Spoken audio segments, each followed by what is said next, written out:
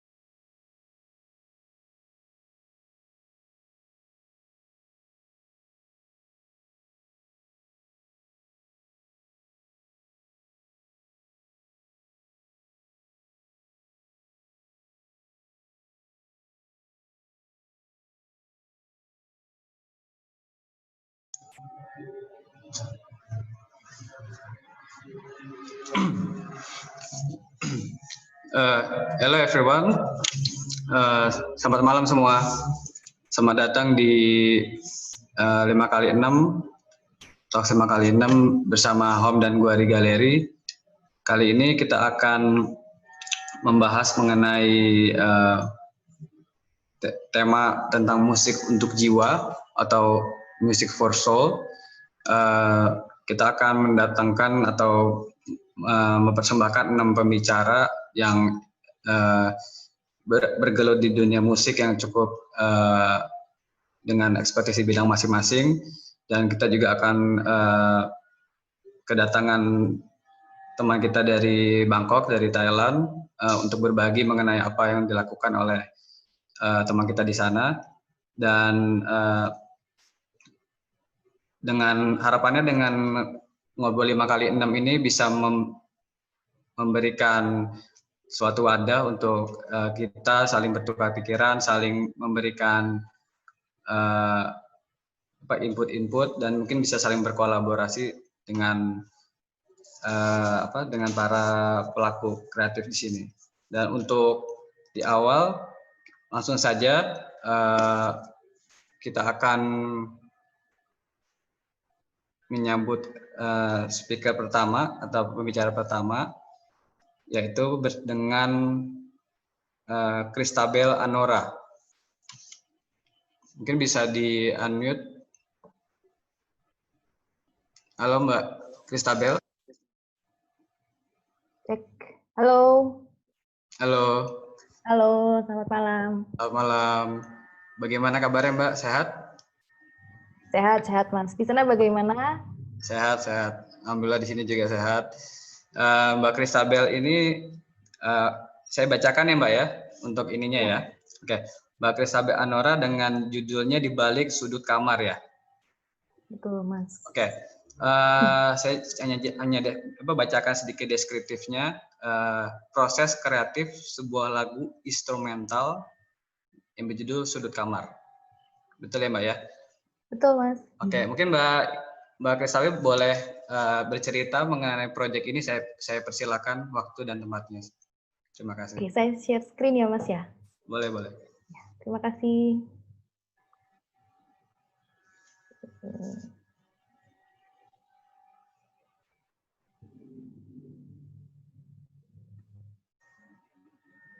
Halo semuanya, selamat malam, good evening. Saya Christabel Anora, dan saya adalah seorang singer songwriter dari Malang yang sekarang berdomisili di Surabaya. Hari ini mau menceritakan sedikit tentang lagu yang baru saya rilis beberapa waktu lalu, yaitu Sudut Kamar, dan proses kreatifnya. Jadi sebenarnya Sudut Kamar ini juga merupakan EP saya yang berisi 4 lagu instrumental, tapi hari ini saya akan fokus ke lagu yang berjudul Sudut Kamar saja. Saya akan memainkan lagunya dulu, dan setelah itu saya akan menjelaskan beberapa proses kreatif.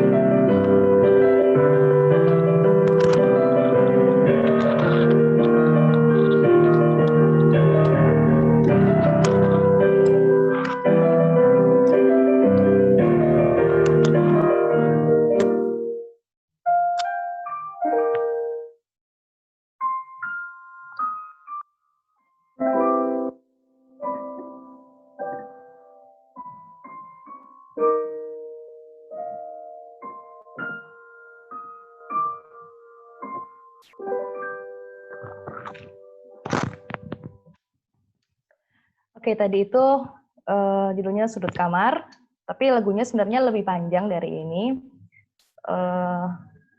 Cuman saya pendekkan untuk versi yang ini.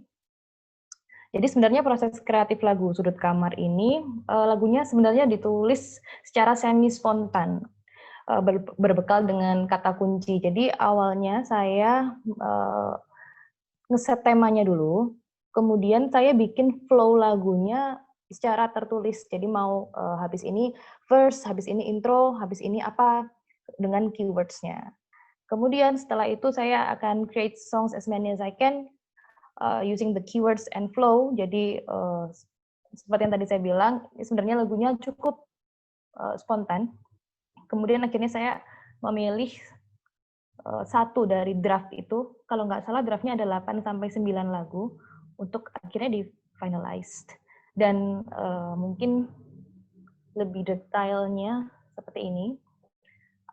Untuk flow lagunya, structure lagunya ada opening, verse, ref, chorus, verse 2, and closing. Kemudian keyword yang saya tulis waktu itu yang di sini. Jadi di opening saya tulis ada dreamlike, repetitive, with a little bit hope. Karena lagu ini sebenarnya menceritakan tentang keseharian saya di rumah, di kamar, ketika masa work from home. Sehingga pada saat saya menuliskan keyword ini, kemudian saya memainkannya, itu hal-hal yang spontan yang keluar ketika saya memikirkan kondisi sekarang, kondisi waktu waktu pandemi itu. Dan ini adalah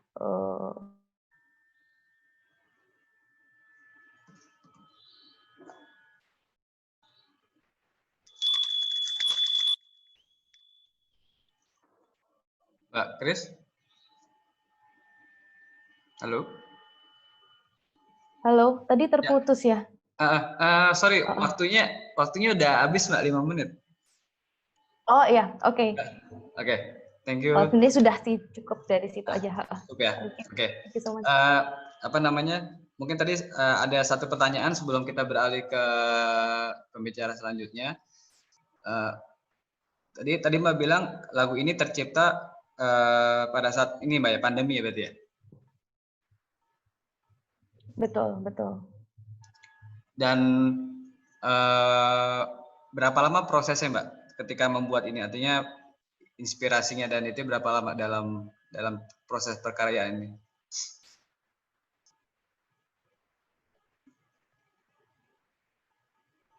Halo? Ya, sepertinya terputus kali ya. Oke, mungkin kita lanjut saja. Nanti teman-teman kalau ada yang mau bertanya atau ingin mengajukan pertanyaan ke narasumber atau ke pembicara bisa langsung ditulis di kolom chat, nanti saya akan coba bacakan.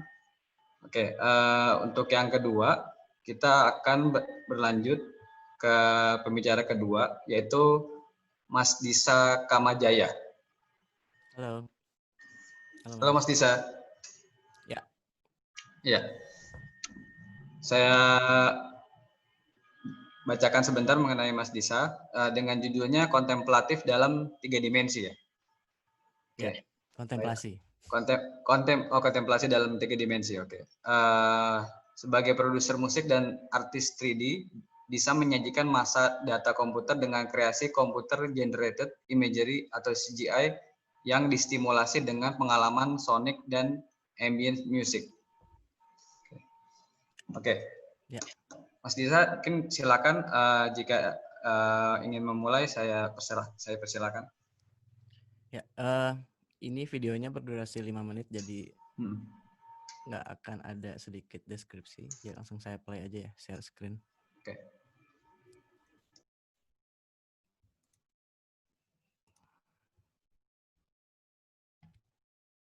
Udah? Ada Mas?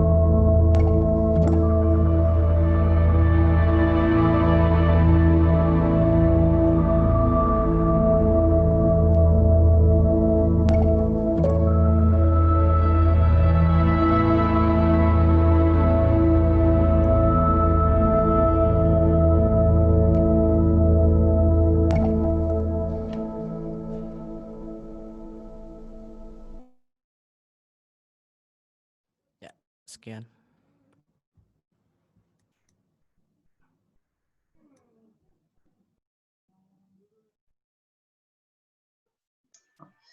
Mas Disa?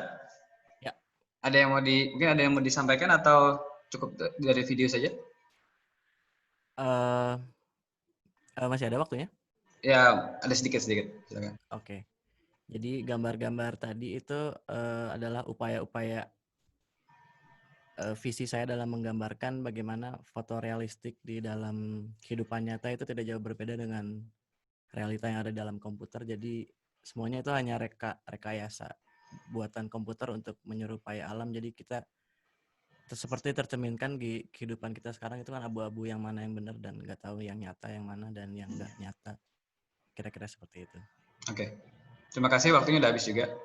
Ya. Oke. Mungkin saya ada pertanyaan Mas tadi terkait apa yang disampaikan.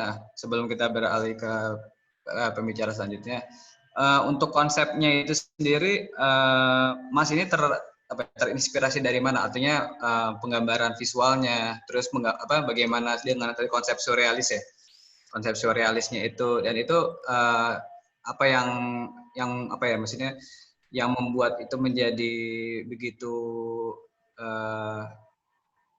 menggambarkan apa yang disampaikan tadi dengan antara suara dan visual itu cukup ngeblend saya pikir seperti itu. Nah gitu, pengen tahu. Ini tuh sebenarnya benar-benar COVID project banget. Jadi saya sebelumnya hanya sebagai musik komposer selama beberapa tahun ke belakang. Jadi dunia 3D ini saya baru belajar kira-kira 2 bulan yang lalu lah, semenjak PSBB dan pandemi. Nah dari situ saya menemukan bagaimana teknologi ini bisa sangat menyampaikan visi yang sebelumnya cuma bisa saya sampaikan via suara gitu, via musik. Tapi akhirnya saya punya skill baru yang baru dikembangkan banget untuk bisa merealisasikan visi yang sebelumnya lagunya ini ingin dibawa ke arah mana visualnya. Jadi lagunya itu udah selesai duluan. Nah baru saya berusaha ngegambarin visualnya based on flow lagu dan apa yang sepertinya cocok untuk dirasa dan dilihat. Kurang lebih COVID-19 ini yang sangat inspire karena saya nggak bisa banyak melihat dunia-dunia tersebut dari dalam rumah gitu. Oke. Berarti memang COVID ini ternyata membawa inspirasi atau berkah juga Mas ya? Dari sudut pandang yang ini ya? Kurang lebih, ya marvelous. Jadi tadi Mas bilang berarti proses berkaryanya itu dari musik dulu baru diolah menjadi visual gitu ya Mas? Ya, benar. Alur seperti itu ya. Oke. Dan ininya tadi kalau referensi artis atau Mas ada terinspirasi dari mana? Misalkan kan seniman 3D banyak ya, maksudnya yang bagus-bagus juga. Nah itu apakah terinspirasi dari luar apa dalam atau gimana? Ini lebih terinspirasi softwarenya sih. Jadi software software Unreal Engine itu dia ngeluarin demo-demo dengan fotorealistik dan itu sangat bikin saya terbakar gitu semangatnya ngelihat bagaimana si software itu sesimpel itu bisa bikin hasil dengan foto yang sangat hampir realistis lah, bisa dibilang hampir mirip dengan foto asli. Jadi si Unreal Engine ini dia suka ngerilis beberapa short movie atau cinematic short di akun YouTube dan websitenya, dan itu keren banget sih. Itu yang inspire saya buat si karya yang ini. Itu ya, oke. Makasih Mas Disa, waktunya ya. Kita beralih ke narasumber selanjutnya. Makasih Mas, thank you. Ya. Oke, kita lanjut ke ini selanjutnya, yaitu Jibuki. Nah ini tamu spesial dari Thailand. Hello J. Hi. Hey, how are you?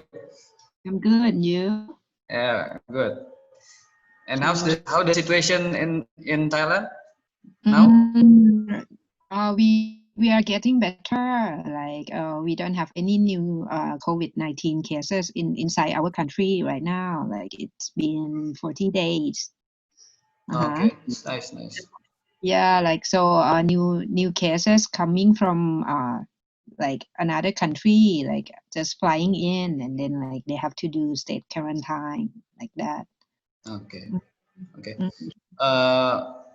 Untuk info buat teman-teman, ini Jibuki ini memang suka juga ke Indonesia untuk mengerjakan beberapa project musik di Indonesia juga, dan ini Jip akan berbagi cerita mengenai project yang dilakukan oleh dia di Indonesia dan mungkin atau di Thailand gitu. Jip, please, I give you time to share. Okay, hi everyone.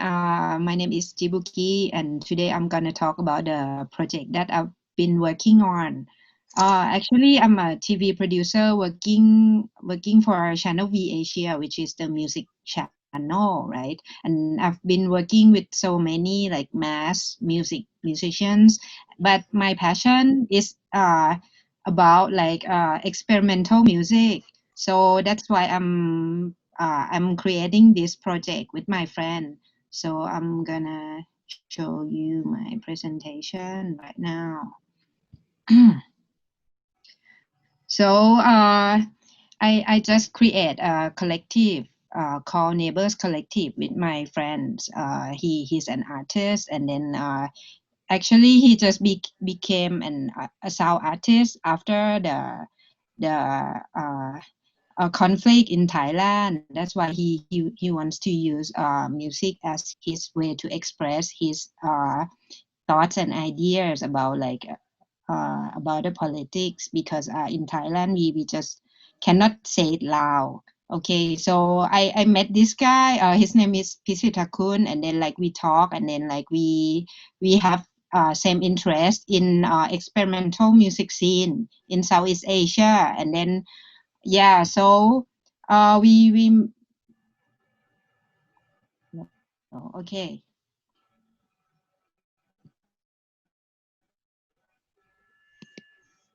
Okay, so we started by rented a place, a studio, a small studio in Bangkok, and then planning everything out of this office. And then we try what we are trying to do is Southeast Asian music experimental music scene, because we have been connected with those musicians from our work, and then we think like they are interesting, and then we want to share their music to our friends in Thailand. So we created this project, and this is what we do. We try to do online thing and offline thing. So online we created platform in Facebook and Instagram, and we create a content through those platform, which is the live streaming, and then we invited musicians from around Southeast Asia for a talk or a showcase through this live streaming. And for our offline activity, we created event, and then we do invited musicians from around Southeast Asia for a tour in Bangkok, or sometimes like we brought our musicians from Thailand to another countries in Southeast Asia for a cultural exchange, and yeah, just showcase our music, exchanging ideas and thoughts like that. So this is our first event. It happened like accidentally. It happened in Bali, in Ubud. We in our friends warung called Thy Neighbor. So we invited Nona Ria to perform with Yellow Fang. Yellow Fang is a Thai indie band, and Nona Ria is a band from Indo. And then we think like they have something that match. So every of our event, we will invite one band from Thailand and one band from Southeast Asian country, and then they will work together and then make a show together. So that was our first time, yeah, and it happened in Bali. And then our second time, we invited an artist, a sound artist from Philippines. His name is Tango. And then we invited him to Bangkok for a show and then for a workshop also, because he can teach people how to make some instrument for making experimental music. And then we use our own private funding. So every time we create a workshop, we just ask people to pay some money for that workshop. So that's how we run our project, with private fund and with donation like that. So this is the third time we have a tour in Indonesia by collaborating with Yes No Wave music label based in Yogyakarta. So Walk the Rock, he's the owner and founder of Yes No Wave, and then we've been friends for a long time. And then once I told him I wanted to do this project, and then okay, we talk and then we make it happen. So from Thailand side, we offer our artists, and then from Indonesia side, offer Indonesian artist, which is Gabor Modus Operandi. And then we happen to have a tour together in Jakarta, in Bogor, in Yogyakarta, and in Bali.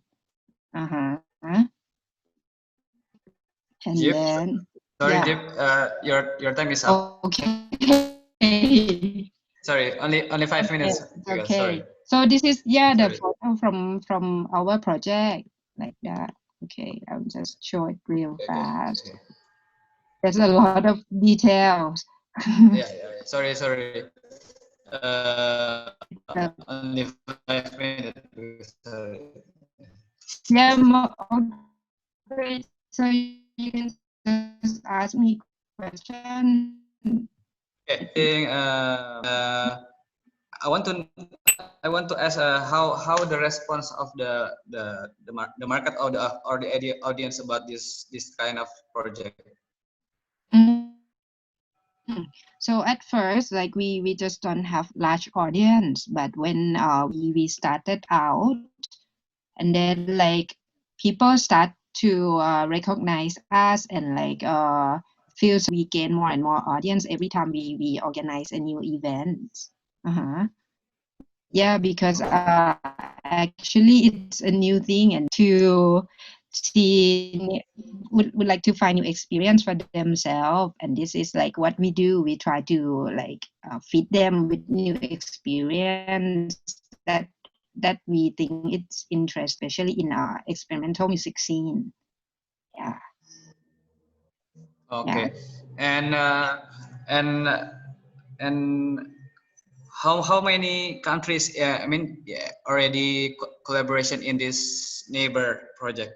Okay. I mean we have Indonesia, of course, with so many artists from Indonesia and from Philippines, from France, from Germany, from England. Yeah, that's okay. So last question. So do you open any residency for artists to run their project at your place, and any collaboration with neighbor collective, or by invitation only? Actually we do residency, but by invitation only. So we do curating artists to have a residency with us. But if you think your work it's can match with our project, you can just send us your profile through our Facebook page, or introduce yourself through our IG. It's okay, because sometimes we can miss out some good bands or good things. So if you think you want to work with us, just send your profile to us. Okay. Maybe in the future we can collaboration with because in this 5x6 is many producer or many any musician too. Maybe in the future we can collaboration between Bangkok and Indonesia. Yeah. Actually, we try to explore to some other areas, not only music, but like food. Food is the next thing we would like to explore also. Okay. Thank you, Jip, for Yeah. your time. Thank you. Thank you for inviting. Okay. Now, sekarang kita akan berlanjut untuk pembicara selanjutnya, yaitu Mas Kuku Rizal Arfianto. Oke, bentar. Halo. Yo.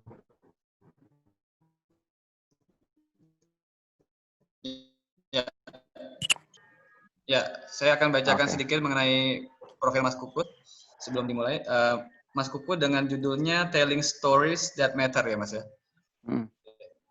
To juggle between teaching, writing, playing music, marketing, showmaking, and living, Kuku is being in control of his destiny with the ability to spread risk, respond quickly, and do something different every day is of the utmost importance.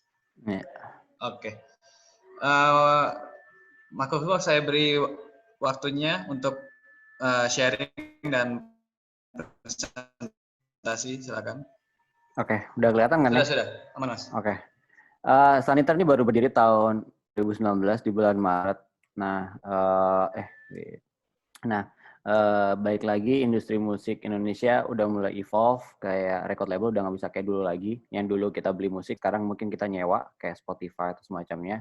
Jadi kita bikin Saniter itu kalau di Divine adalah musik company Indonesia made for the 21st century. Karena kalau secara bisnis model kita lumayan luas. Salah satu aiming kita bisa jadi kayak Disney. Jadi di mana kita megang, kita nge-hold beberapa IP, baik dari Aldan Rishad, Priscil, Hindia, Modern, Fish, ada 3 tier untuk artis kita, ada tier 2 sama tier 3 potential artis. Lalu untuk merchandise segala macamnya, kita masukin ke consumer product, di mana kita bikin brand untuk merchandise artis, yang nggak cuma internal artis, kita juga pegang untuk eksternal, untuk internasional, kita ada Fum Favorit, kita ada license Indonesia untuk Billie Eilish, ada beberapa artis juga di luar Saniter yang kita pegang, kita ada produk minuman, ada produk makanan di Sanitary. Lalu field marketing, kita ada offline activation, konser, tour, semuanya kita handle sendiri, kita promote sendiri. Lalu untuk visual, Saniter Studio, kita mengerjakan beberapa proyek kreatif untuk kita mengerjakan video klip Raisa, Danila, Sal Priadi, dan beberapa lain juga. Lalu untuk content communication, kita menyebut kita media brand.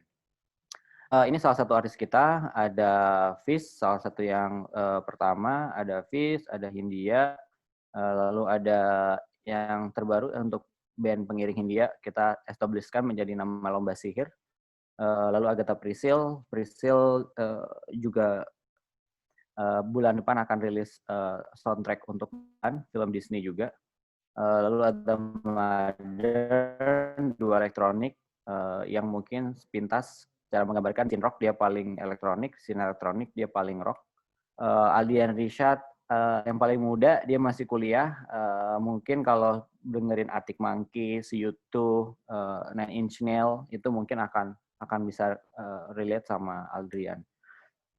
Ini ada beberapa project, mungkin secara AR, produksi lagu, ini beberapa yang kita highlight. Satu, Rame Sepi Bersama terkait kondisi corona dan puasa. Kita bekerja sama dengan salah satu brand telco untuk merilis suatu lagu terkait kondisi terkini. Lalu sebelah kanan ada Glora, kita mengajak The Panturas dari Bandung untuk membuat satu lagu menjadi single resmi dari kontingen Indonesia untuk Asian Games di Manila. Lalu bulan depan juga Saniter akan merilis buku berupa bundle, ada 5 buku di dalamnya, ada Fish nanti berisi tentang novel fiksi dan fiction, Priscil akan berisi puisi, Modern akan graphic novel, Hindia ada beberapa pertanyaan dengan netizennya. Lalu terakhir, ini yang kita baru rilis. Idenya adalah semenjak hari pertama COVID, kita merasa bahwa kita harus merekam kejadian yang belum pernah dirasakan oleh semua orang, yang mungkin saat itu kita belum tahu kontennya akan kita jadikan apa. Hingga akhirnya baru minggu lalu kita rilis sebuah film dokumenter panjang pertama kita, kita rilis. Ini akan menjadi pembuka untuk beberapa project ke depannya. Kita akan ada beberapa project series bareng Netflix. Kita akan ada film animasi pendek di tahun depan, di kuartal 1. Dan ada beberapa short movie juga. Kita bikin apps, kita bikin mini games untuk perpanjangan konten dari artis kita. Kita bikin chatbot di saat semua orang mengucapkan bikin konten template untuk beberapa hari besar agama. Kita menggunakan beberapa lagu kita untuk orang bisa fill in the blank untuk bikin chatbot versi mereka masing-masing. Ini ada beberapa milestone kita. Paling kiri adalah konser pertama semua artis Saniter. Yang tengah adalah konser Hindia. Lalu yang paling kanan adalah tour Hindia beberapa kota, dan semuanya kita independen, no sponsor, mandiri. Lalu ini ada beberapa yang highlight adalah produk minuman. Kita bikin produk minuman dari Fizz, Hindia, dan Saniter.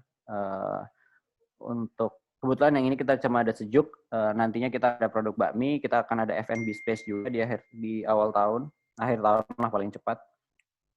Itu sih paling kira-kira yang beberapa dari kegiatan Saniter.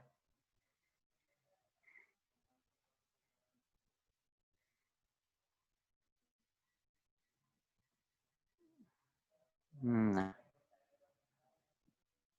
Belum 5 menit ya?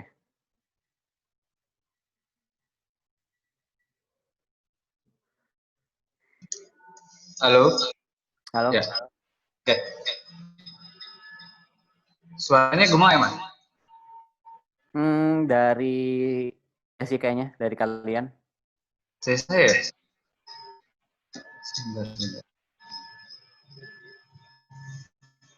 Coba. Halo? Ya. Mana? Tadi menarik, Mas. Ininya penjelasannya. Kita juga jadi tahu dari di balik Fizz dan sebagainya ada strategi gitu ya, Mas. Tidak hanya sekedar musik gitu. Ya. Itu kalau boleh tahu terinspirasi dari mana Mas akhirnya sampai membuat multi bisnis gitu. Dan apakah di Indonesia polanya seperti itu atau baru dari yang mungkin Mas tahu tentang strategi? Kalau secara bisnis model nggak tahu ya, mungkin ada record label atau lain atau enggak, kurang tahu. Cuman waktu itu inspirasinya sebenarnya banyak ya. Karena kita ngelihat industri global seperti apa, terus kita ngelihat kalau misalnya Radiohead kayak gimana. Radiohead aja yang megang tuh firma akuntan yang mengerjakan mengerunning PT-nya. Jadi emang udah saatnya kita memikirkan industri musik layaknya. Ya, great band adalah great business. Kayak gimana caranya kita akan sebenarnya mengconvert passion into purchase dari berapa jumlah klik play di Spotify atau di likes di Instagram itu menjadi purchase, baik itu beli merchandise, bayar spot nonton konser atau segala macamnya. Oke. Tadi Mas sampaikan bahwa itu independen semua ya? Kenapa? Tadi Mas sampaikan bahwa di sini independen no sponsor. Kita jadiin partner sih. Kalau misalnya kita bikin konser dan gini, musisi harus bisa hidup dari pendengarnya. Itu yang kita lakukan di Saniter.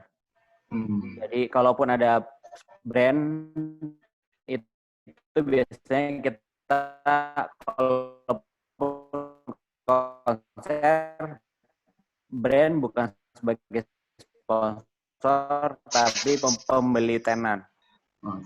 Apa? Artis-artis tadi kan ada banyak Mas. Ada Ardian dan sebagainya gitu ya. Untuk baru-baru artis ini akan keluar tahun ini. Ada, nanti di akhir tahun kita akan ada punya 9 nama. 9 nama? Ya. Oke, Mas Kuku itu dulu. Kita lanjut lagi. Thank you, Mas. Oke. Untuk pembicara selanjutnya menciptakan stiker yaitu kelima Mutiara Timur. Ya, halo. Halo. Halo. Oke, kedengaran jelas ya Mas ya? Oh iya, dengan jelas. Halo Mbak Mutiara. Halo, selamat malam semua. Ya, terima kasih sudah bergabung di Lembar 6. Ya, terima kasih juga. Saya bacakan sedikit profil Mutiara ya. Oke. Mutiara Timur dengan judul Epilog Perjalanan. Betul. Mutiara menulis dan bernyanyi sebagai manifestasi kecintaannya pada musik. Nah, Mbak Mutiara ini dari NTT, Pak ya? Nusa Tenggara Timur. Flores. Flores ya? Ya. Oke. Sekarang Mbak Mutiara saya silakan apa yang Mbak Mutiara lakukan. Terima kasih. Oke, siap. Selamat malam semua. Mungkin saya yang share screen Ya. aja.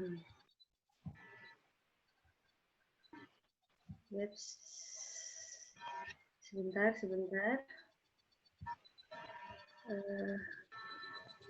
Ya, sorry. Oke. Selamat malam semua. Sebelumnya perkenalkan lagi, saya Mutiara Timur. Saya seorang singer-songwriter dari kota kecil di Flores bernama Ruteng. Mungkin hari ini nggak bakal nyanyi atau ceritain cara saya membuat sebuah lagu ya, tapi bakal lebih cerita kepada perjalanan saya selama bermusik. Itulah mengapa saya menamakan sharing session ini Epilog Perjalanan. Oke. Musik untuk jiwa. Kemarin pas dengar tema tentang musik untuk jiwa ini, saya sendiri sangat familiar ya sama kata musik untuk jiwa. Karena musik untuk jiwa ini, istilah ini sudah sangat sering saya pakai ketika teman-teman bertanya, musik buat kamu tuh apa sih?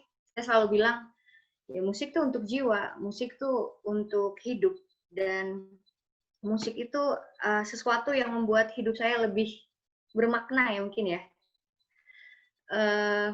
Banyak juga hal-hal yang saya dapatkan melalui musik yang akhirnya membantu saya menjadi pribadi saya yang sekarang, dan itulah kenapa saya menyebutnya epilog perjalanan ya Mas, karena sebenarnya bukan akhir dari perjalanan, tapi lebih kepada apa yang akhirnya saya dapat dalam perjalanan saya bermusik.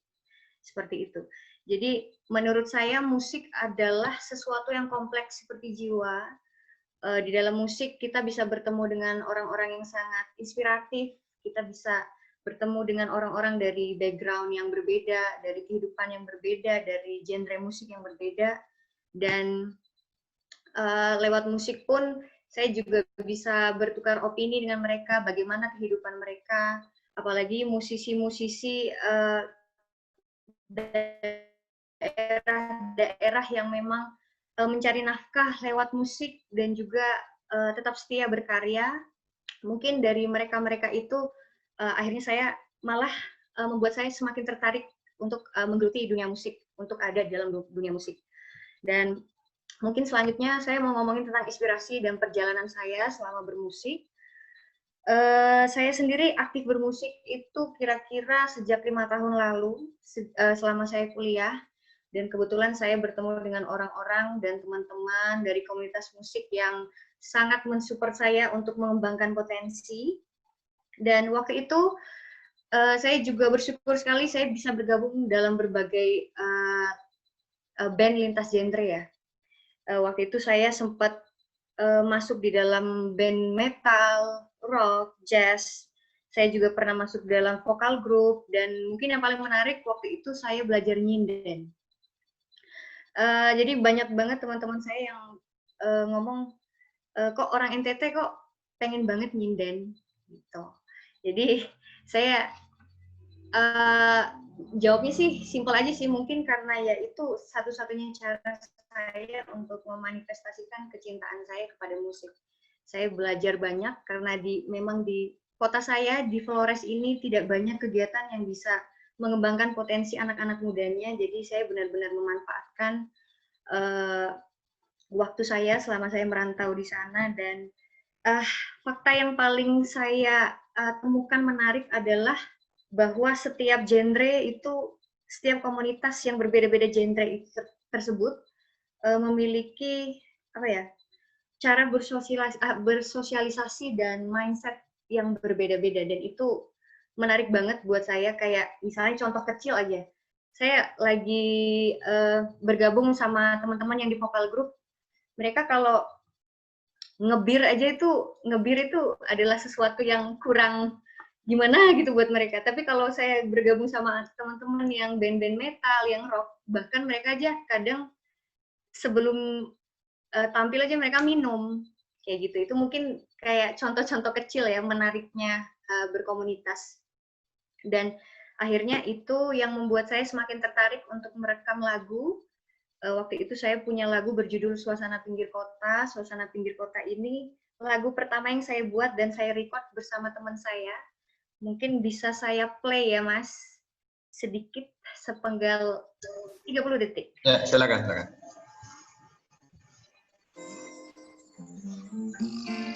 Mulai hari ini aku akan menyapamu. Mulai hari ini aku akan mengajarmu.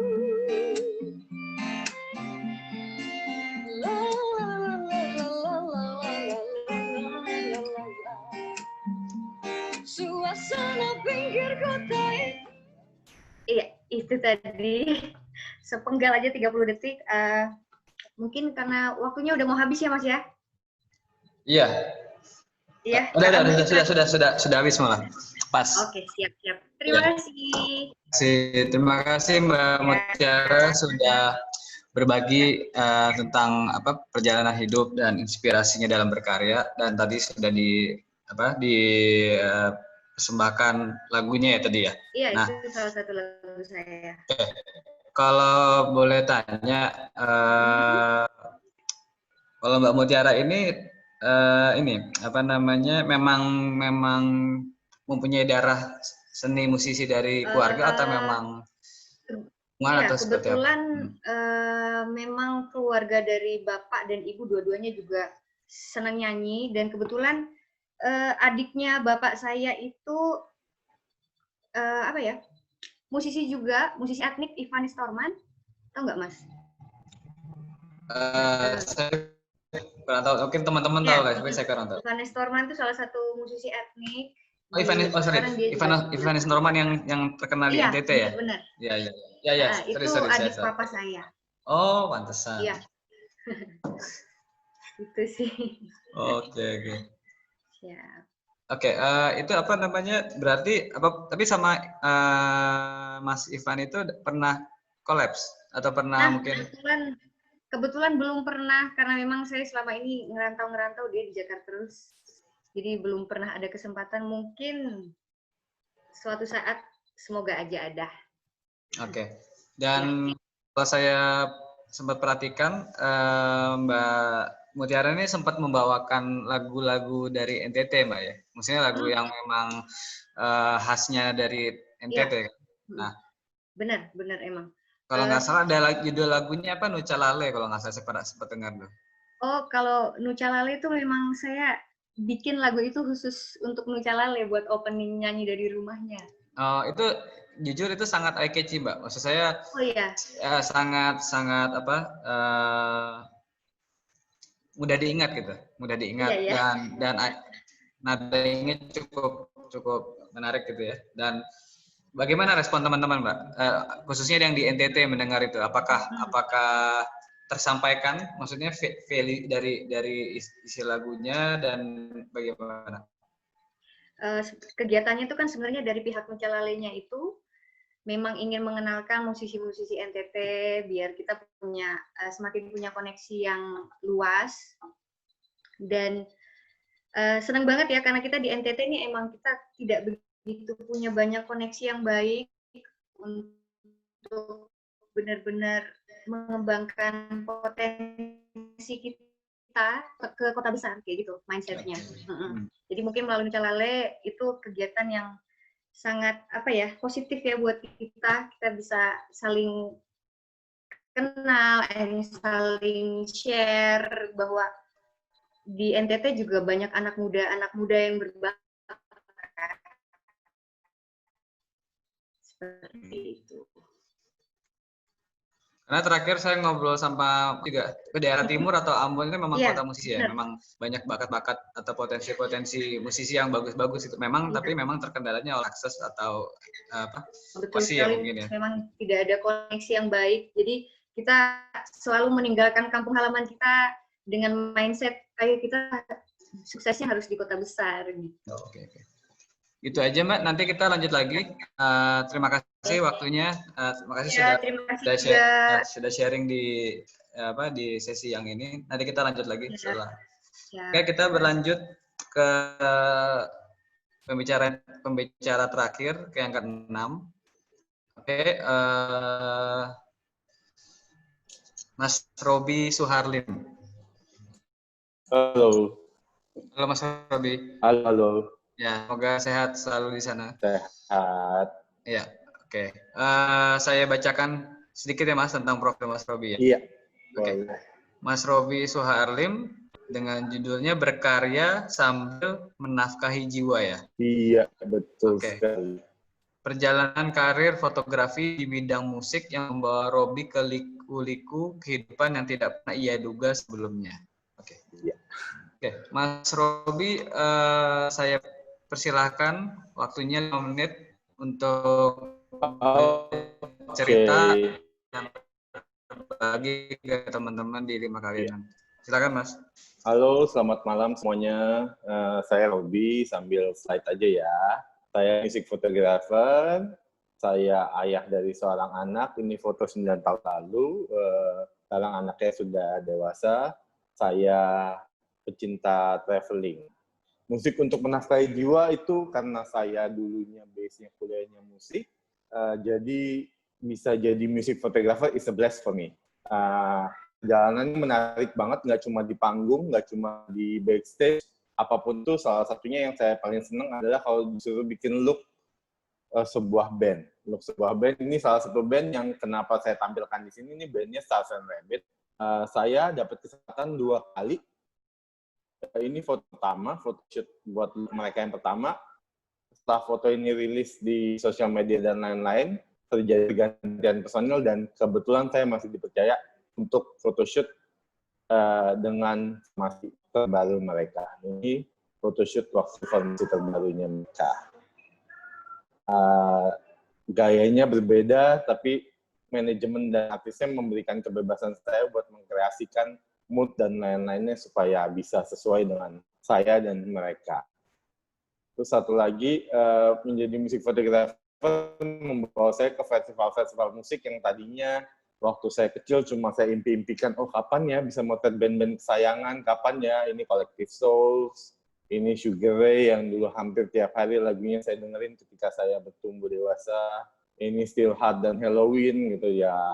Yang poster-posternya dulu sempat saya pajang di rumah, di kamar, ketika saya masih kuliah musik, Mr. Big, terus ya bisa motret festival-festival yang genrenya bukan rock juga, ini Java Jazz, ada motret Sting, motret Roy Hargrove, motret Stevie Wonder, ada Tokyo Scout Paradise Orchestra, itu yang buat panggungnya.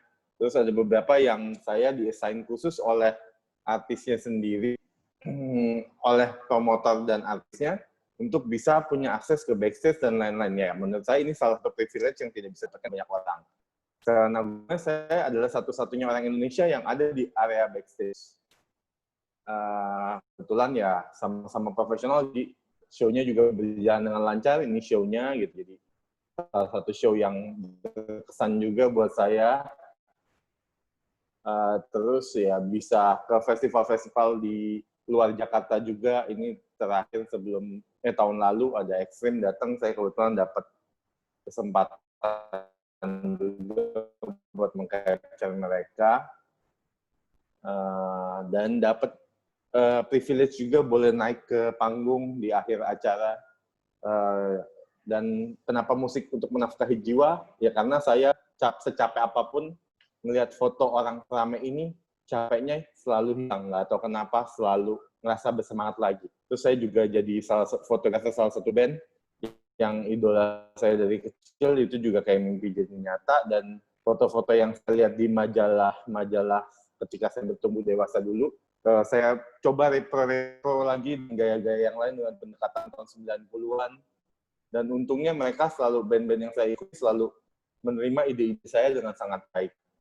Ini adalah backstage-nya di Prophet of Rage, dengan dari Rage Against the Machine dan lain-lain. Ya, backstage area juga salah satu tempat yang paling menyenangkan, dan kayak kebanggaan aja bisa ada di backstage. Dan mungkin saya sedikit dari orang Indonesia yang ada di area backstage, dan saya didapuk jadi fotografernya mereka juga. Jadi kebanggaan juga sih. Nah, ini menurut saya momen ketika hidup saya jadi musik fotografer berubah.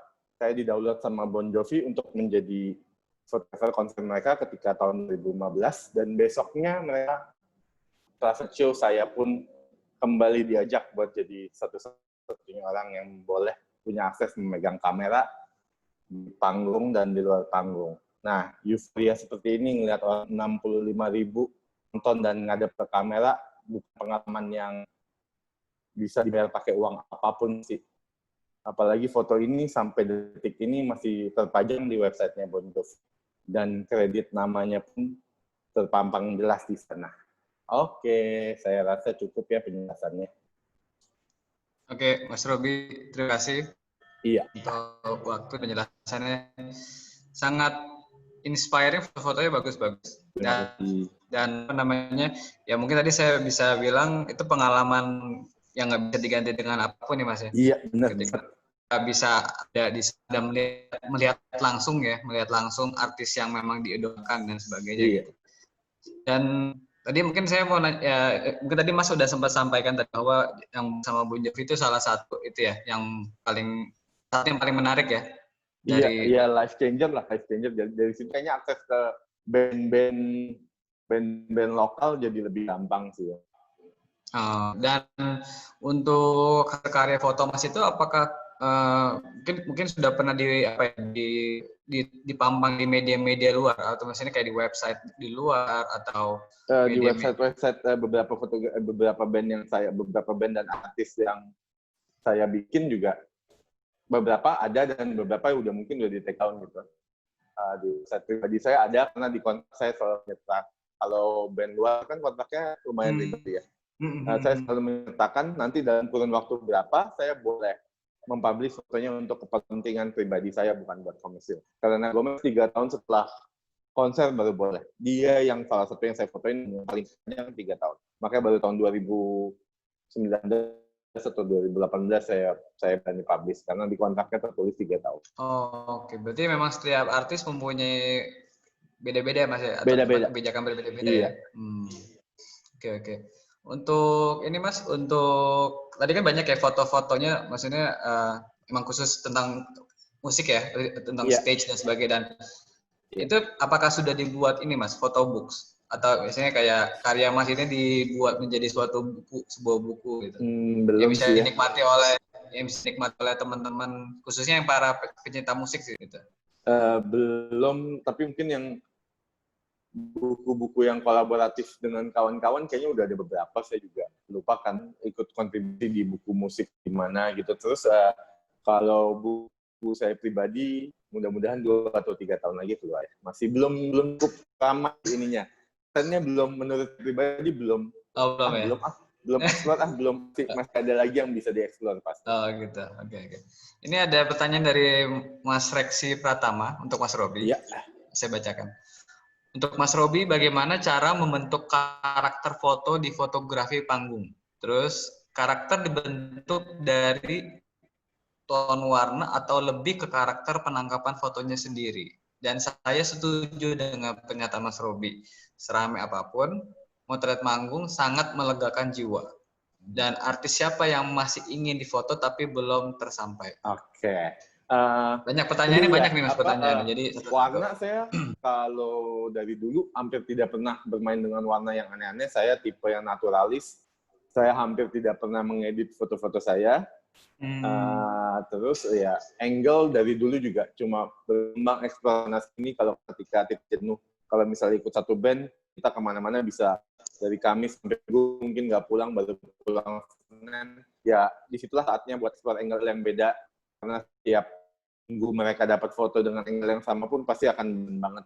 Itu buat menjawab dua pertanyaan yang pertama, pertanyaan yang ketiga dan keempat apa tadi? Tadi oke. Yang kedua, ini karakter dibentuk oleh tone warna atau lebih ke karakter itu dari udah dijawab. Dua-duanya berarti. Dua-duanya. Oke. Dan tadi Mas Reksi bilang serem apapun, motret manggung itu sangat melegakan jiwa katanya. Benar banget. Dan pertanyaan ini apa terakhir? Dan artis siapa yang masih ingin difoto oleh Mas Robi tapi belum kesampaian? Banyak sih, yang pribadi banget tahun terakhir sebelum pandemi ini saya pengen ikut tour artis dangdut Pantura gitu yang underground gitu kayaknya seru ya. Belum dapat jadwal yang cocok aja waktu itu, pernah kontak karena manajer artis dangdut. Ternyata mereka lebih ke komersial mainnya TV. Jadi saya buat jiwa belum menafkahi saya lah, kalau gitu cuma menafkahi keluarga aja kalau itu. Oke. Tapi kalau dari sendiri Mas Robi itu arah gaya, musik itu sukanya jenis musik apa Mas? Maksudnya rock atau apa kan banyak ininya? Iya, saya sih ya ininya garis benang merahnya rock, tapi mau genre saya dengerin yang mungkin nggak terlalu banyak dengerin mungkin EDM ya, karena saya kurang suka musik yang repetitif. Iya. Makanya nggak ada foto DWP tuh Mas. Iya, saya pernah sih, cuma emang nggak dipublish di sini. Tapi gitu ya. Tapi ada untuk foto yang DM atau DWP itu ada. Saya pernah megang beberapa ada 1 atau 2 festival dulu awal-awal saya pernah pegang. Oke. Nah ini terakhir sebelum kita ganti. Kata Mas Reksi kalau dangdut Panturaan coba moto di Matam Local Heroes Jatim tuh katanya gitu. Siap, nanti kalau udah pandemi udah berakhir, emang saya ngincer daerah Jawa Timur karena menurut saya dangdut Panturanya gaya yang khas banget dan saya mungkin. Oke. Makasih Mas Reksi. Nanti kita lanjut lagi. Thank you untuk sharingnya. Kita mungkin berlanjut ke Mbak Kristabel. Tadi sempat terputus jaringannya. Halo. Ya. Maaf terputus. Ya, nggak apa-apa Mbak Kristabel. Nggak apa-apa. Kita lah ya. Ya. Oke. Tadi ini ada pertanyaan. Tadi kan waktu kita sempat mau nanya, cuma udah keburu keputus ininya jaringannya. Mau bertanya ke Mbak Kristabel dari Mbak Karen. Musik sudut kamar lebih banyak mengungkapkan perasaan atau emosi apa? Sebelum aransemen musik sudut kamar, musik seperti apa yang diciptakan? Terima kasih Mbak Karen. Saya jawab ya Mas ya. Jadi kalau musik sudut kamar ini yang di EP ini kebetulan semuanya mayoritas emosinya ada keraguan, kemudian ada bosannya juga, ada marahnya, tetapi bukan marah yang meluap-luap juga. Karena di track ketiga itu lagunya mulai optimis. Jadi pingin bikin sebuah grafik gitu. Ketika menghadapi pandemi itu awalnya kita harus menyadari bahwa kita full, bahwa kita sedang menghadapi ini. Kemudian setelah itu apa? Setelah menyadari yang dihadapi, kita bangkit lagi gitu. Terus pertanyaan kedua sebelum aransemen musik sudut kamar, musik seperti apa sih yang Mbak Kristabel ciptakan? Kalau genrenya sendiri memang campur ya, kadang-kadang saya main jazz, kadang saya main pop, ada beberapa yang classical. Tapi biasanya memang saya pakai lirik, khusus aja ini untuk yang di sudut kamar ini yang full instrumen. Oh, oke. Kalau untuk dalam proses penciptaan karyanya itu memang diambil experience yang dialami atau terinspirasi dari cerita orang dan biasanya justru bikin kata-kata dulu atau justru nada dulu kalau itu. Kalau lagu yang sebelum EP ini ya. Jadi memang pencampuran sih. Ada beberapa yang dari experience sendiri. Ada juga yang dari cerita orang atau hal-hal yang di sekitar. Saya lihat ada apa gitu. Dan biasanya juga macam-macam. Pernah ada beberapa lagu yang lirik duluan, alias puisi duluan sih, sebenarnya puisi aja tulisan, baru saya bikin musiknya, kemudian saya potong-potong dan saya tambahin kata-katanya. Pernah juga munculnya dari nada dulu, kemudian liriknya belakangan. Oke, makasih Mbak Isabel. Kita lanjut ke speaker selanjutnya, ke Mas,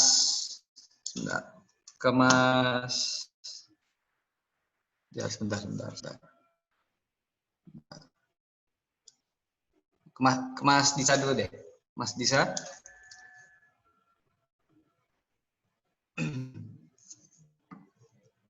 Halo. Mungkin bisa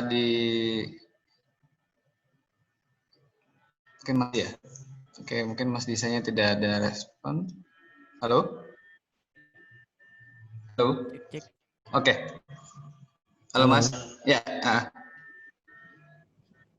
Halo. Ya, oke. Saya sinyal ya, oke. Saya mau bertanya, saya sempat lihat di sosial media Mas Disa itu sempat ngebantu Mbak Nadine ya, dan Amiza ya.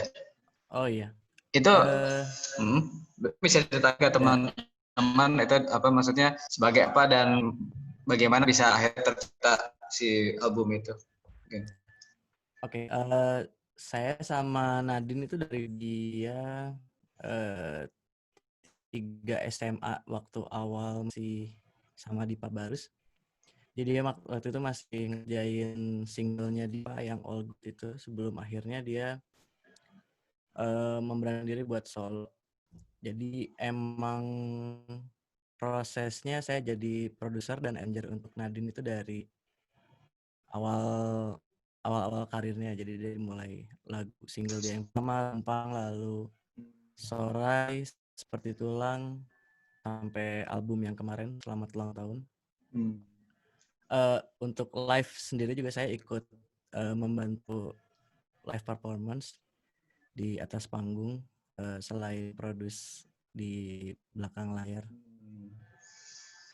Oke, dan apa namanya proses pembuatan albumnya ini sendiri berapa lama Mas untuk sampai akhirnya jadi yang Selamat Ulang Tahun ini yang terakhir? Selamat Ulang Tahun itu dimulai dari Januari ini, terus selesainya pertengahan April kayak udah mulai beres, jadi terhitung cepat karena itu produsernya ada 4, jadi bisa bagi tugas lah, bagi porsi. Ya. Dan berarti itu diciptakan berarti itu proses pengerjaan itu pas lagi sebelum COVID ya berarti ya? Sebelum ya, COVID. Pas banget. Sisa 2 lagu yang harus dikerjain setelah COVID tuh ada sisa 1-2 lagu. Jadi beberapa session player kayak gitaris dan additional tuh harus rekaman dari rumahnya masing-masing karena lagi awal-awal COVID gitu bener-bener nggak bisa ketemuan. Oke. Dan Zoom. Ya. Dan memang kalau Mas Disa sendiri memang dari kecil ya sudah menggeluti musik ya Mas? Saya dari setelah beres kuliah udah langsung bekerja di 9 Matahari, salah satu production house di Bandung. Itu saya langsung kerjanya sebagai sound designer dan musik produser untuk beberapa pekerjaan komersial seperti iklan TV, terus scoring film, feature movie untuk bioskop, lalu beberapa short, producing band, dan beberapa musisi dan solois baru mungkin sekitar 2014 mulai. Oke, Mas, thank you. Mungkin Ya, kita lanjut ke ini selanjutnya. Mungkin kita berlanjut ke Mas Kuku.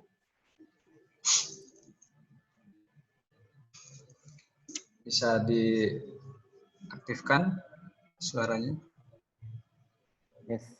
Oke. Halo, Mas. Oke. Ini ada pertanyaan Mas Kuku dari Karen untuk Mas Kuku. Oke. Oke. Pertanyaannya adalah dengan semua yang dikerjakan tadi dengan yang tadi Mas Kuku sampaikan bahwa banyak apa kategorisasi apa sektor-sektor itu dengan semua yang dikerjakan, how do you handle all those things and how do you cope with the burnout for your soul? Sebenarnya kayak ngebentuk tim aja sih, karena nggak mungkin semua dikerjain sendirian. Kebetulan di awal emang punya plannya, punya mimpinya, terus ketemu sama tim yang pas, terus ya udah jalani plannya barengan aja. Sebelumnya sih kayak gitu sih, tinggal disiplin sama plannya aja. Oke. Sanitar masih baru 1,5 tahun, berarti masih banyak lah yang belum tercapai lah, apalagi kondisi kayak gini juga. Kalau saya lihat Mas selain Sanitar, Mas megang Mas Iga Mas Ardi ya, as a personal atau gimana Mas? Atau memang sama bara suaranya? Enggak, kalau Iga personal. Emang selain Sanitar ada beberapa project, mulai ada megang Isya, Iga, terus ada bikin konten agensi juga untuk beberapa industri film. Jadi ada beberapa yang lain lah. Jadi di luar yang sektor banyak itu Mas masih ada yang lain lagi berarti ya? Ya. Multitasking. Ya kan ada timnya juga. Ada timnya ya. Apa namanya? Dan saya sempat masuk ke ini ya, diundang ke beberapa event musik ya Mas di luar Mas, untuk sebagai pembicara untuk sharing mengenai mungkin industri musik di Indonesia gitu Mas. Sebenarnya lebih ke networking aja sih, kan mulai dari 3-4 tahun lalu lah kita teman-teman festival director atau beberapa orang yang punya kantong-kantong alternatif untuk saling berjaring kayak Indonesia nggak kalah. Intinya highlight spotlight mata dunia itu lagi di Asia, dan udah saatnya teman-teman di Asia untuk saling membantu setelah Jepang, Korea, terus mungkin nextnya adalah negara-negara di Asia Tenggara.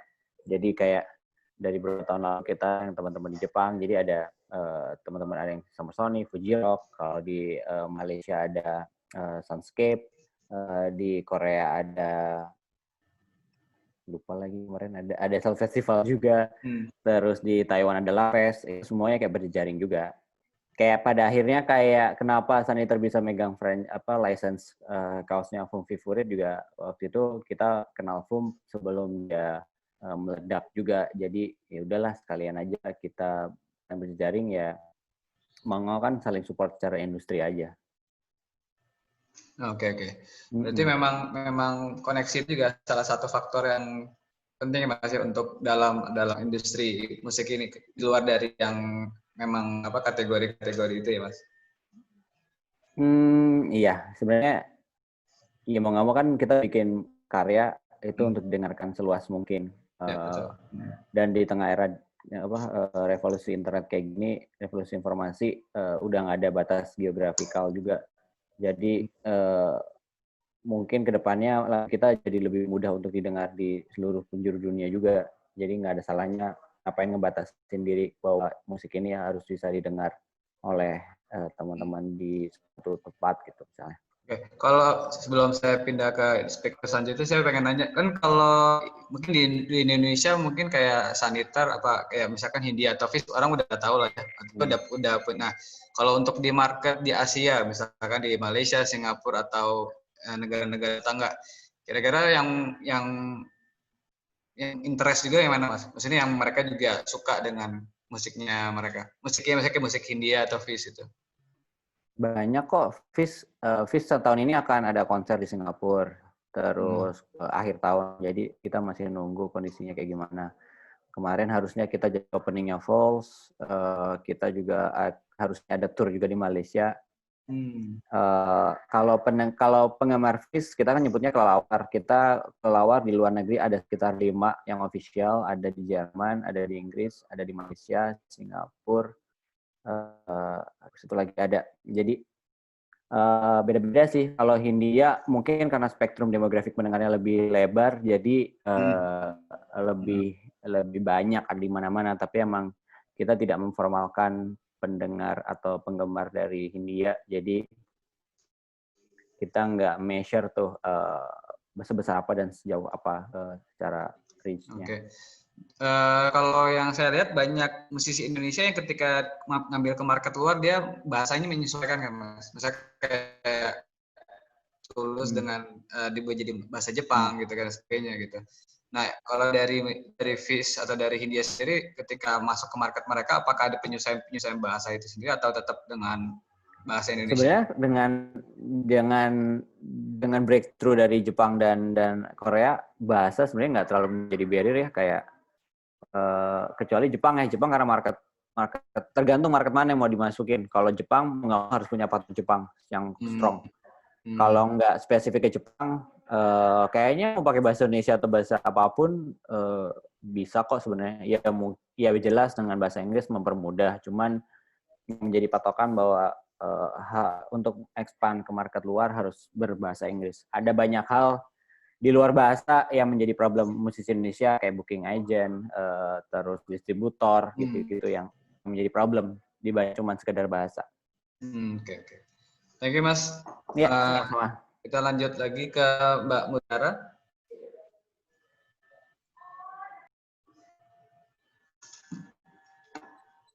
Halo.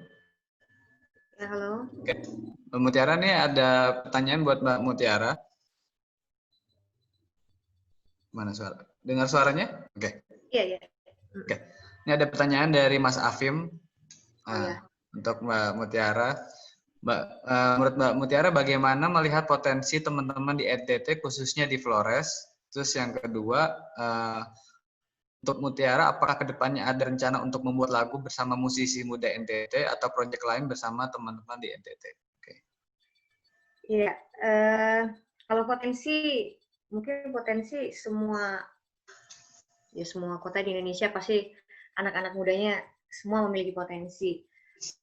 Cuma mungkin kalau di NTT karena kita tidak terlalu banyak komunitas musik yang bisa dijadiin media diskusi bersama, kita seperti membuat intimate concert bersama, mungkin hal yang bakal ke depan saya bakal lakukan bersama teman-teman di sini untuk mengembangkan potensi-potensi kami adalah dengan membuat kayak art space gitu Mas. Art space yang isinya ada musik dan lain lah. Kalau pokoknya tujuannya mungkin itu dulu ya. Jadi penting kita bisa saling bertemu, kita bisa diskusi, kita bisa tampil dalam lingkup kecil dulu. Itu menurut saya juga sudah cukup cukup untuk membuat anak-anak muda NTT berani untuk tampil, berani untuk share karya-karya mereka seperti itu. Kalau untuk apa tadi pertanyaan kedua? Yang kedua, sebentar. Oh, kolaborasi. Kolaborasi betul. Kolaborasi itu pasti ya.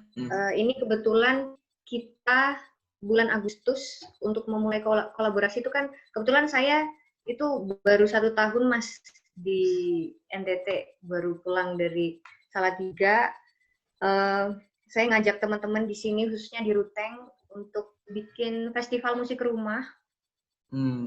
Nanti bakal diadakan tanggal 22 sampai 23 Agustus. Itu sebenarnya adalah apa ya, platform yang dibuat oleh Mbak Bonita dan Mas Adoy. Dan saya mencoba untuk mengajak teman-teman di sini juga untuk apa ya, mengadakannya, karena memang di NTT belum pernah ada, khususnya di tempat saya di Ruteng ini belum pernah ada intimate concert yang seperti itu. Dan ya semoga melalui gerakan festival musik rumah itu besok, saya dan teman-teman di sini bisa memulai membuat art space tersebut dan mengadakan kolaborasi-kolaborasi. Oke, mungkin sebelum saya berpindah, mungkin ada harapan-harapan dari Mbak Mutiara, apa sih sebenarnya yang dibutuhkan khususnya teman-teman di NTT atau para musisi-musisi atau artis-artis di sana yang kiranya dibutuhkan gitu? Oke, mungkin pertama tadi Mas Kukuh ya, tadi Mas Kukuh bilang bahwa kita memang hidup di era digital, sudah tidak ada batas geografis lagi, tapi memang menurut saya selama saya bermusik waktu itu di Salatiga, memang butuh sekali ada media atau event-event yang mewabahi kita gitu loh, Mas. Jadi kita lebih bisa kita punya jam terbang yang baik, kita punya koneksi yang baik lah untuk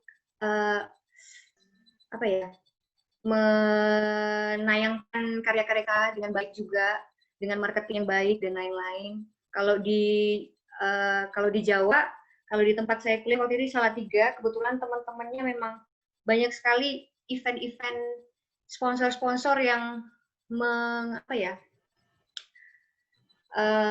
membuat event-event, mengajak mengajak musisi-musisi lokal untuk tampil.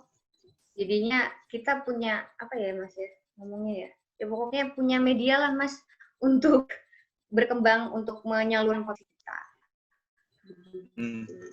Ya mungkin semoga kedepannya Mas Kuku bisa melirik atau melihat potensi-potensi yang ada di timur ya Mbak. Mudah-mudahan kedepannya. Ya, amin. Ya, siapa tahu ada talenta-talenta timur yang bisa. Ini ya, Saniter sebenarnya sebenarnya kayak kalau dari menambahi emang kemudahan dari ada kesenjangan antara musisi Jakarta dan non Jakarta sebenarnya. Kalau musisi band dari Jakarta terkenal di Jakarta, most likely dia akan terkenal di Indonesia. Beda sama band daerah. Maaf kalau menyebut band daerah, tapi misalnya kayak band dari Palembang misalnya, dia harus terkenal dulu di Palembang, lalu kemudian dia harus terkenal di Sumatera, kemudian dia harus expand ke Jakarta, baru kemudian terkenal di Indonesia. Ada 4 layer. Sebentar lagi Saniter sebenarnya kalau dari atau ya teman-teman lain, kalau Saniter dalam waktu dekat mungkin 2 bulan lagi kita akan bikin online musik class. Jadi kita bikin musik residence, setiap bulan kita akan buka open submission, kita akan memilih satu musisi di luar Jawa untuk kita nemin sama produser dari Saniter, ada Rehanur, Baskara, ada Awan, ada Natasha Udu, yang nantinya per 2 minggu kita setiap dalam 1 bulan dia akan punya waktu 2 minggu untuk produce lagu, belajar visual, belajar nulis lirik, apapun semua musisi tersebut bisa akses semua aset Saniter. Jadi di akhir tahun kita akan bikin kompilasi. Harapannya ini bisa membantu gap knowledge antara teman-teman di Jakarta dan teman-teman di daerah, karena harusnya apalagi kondisi COVID seperti semacam ini dengan banyaknya konten atau terutama atau misalnya konser atau kelas-kelas yang diupload secara digital, harusnya mempermudah teman-teman di luar sana untuk berkembang lebih jauh sih. Ya semoga harapannya dengan Makali 6 ini bisa membuka koneksi baru Mas, mudah-mudahan. Amin. Ya. Oke, makasih Mas Kuku. Ya, sami-sami. Mutiara. Ya. Mungkin kita akan berlanjut ke pembicara terakhir, Mas Robi Suarlim, sebelum penutupan. Ya. Oke, Mas Robi. Terima kasih. Sudah sabar menunggu. Oke, ini ada pertanyaan dari Mbak Karen. Di masa pandemik ini, sebagai fotografer musik, apa sih yang dilakukan Mas Robi untuk tetap bisa menafkahi jiwa? Karena banyak konser yang berubah bentuk virtual nih, karena pasti hasilnya akan berbeda ya. Dan juga banyak yang cancel. Nah itu bagaimana Mas?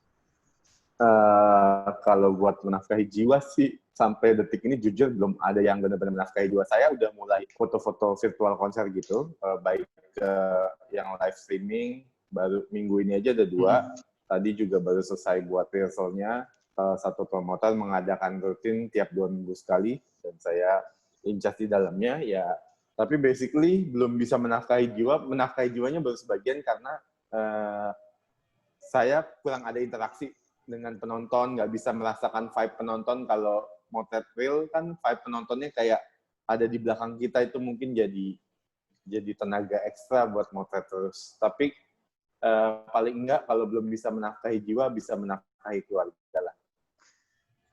Ya. Oke.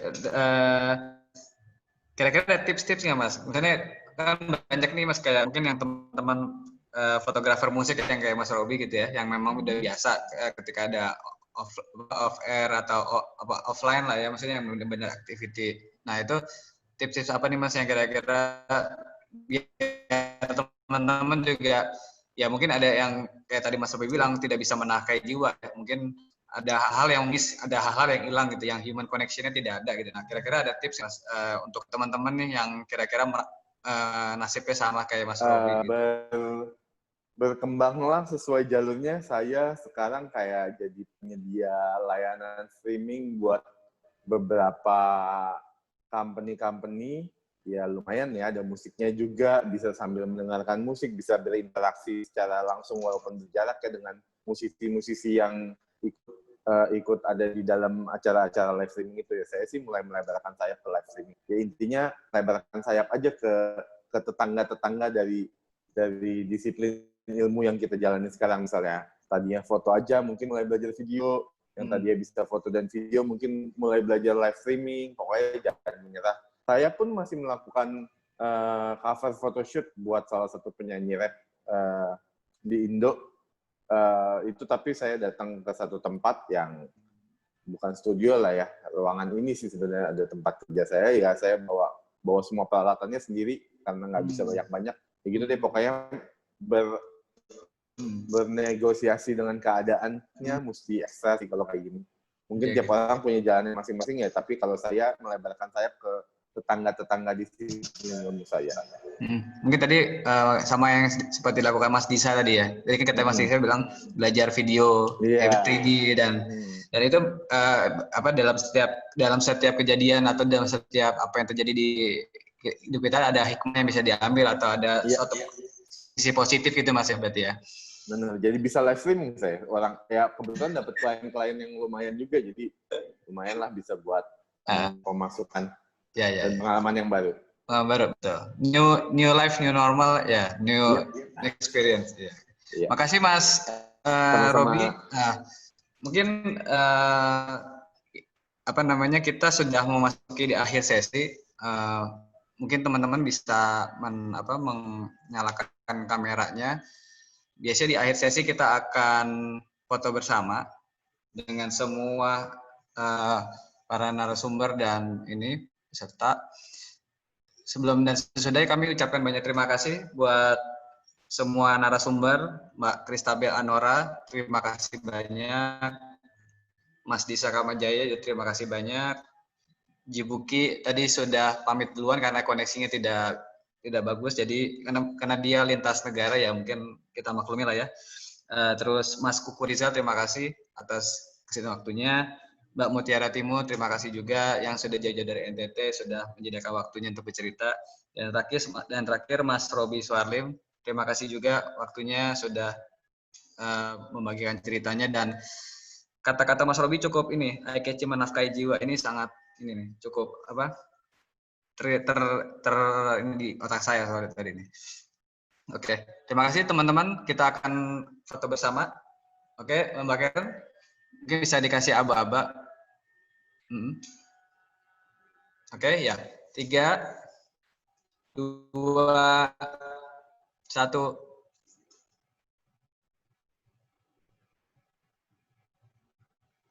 Sudah?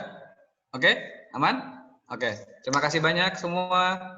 Terima kasih waktunya. Sukses selalu, sehat-sehat selalu semua. Semoga karyanya semakin besar. dan semoga bisa saling berkoneksi ke depannya gitu ya. Terima kasih.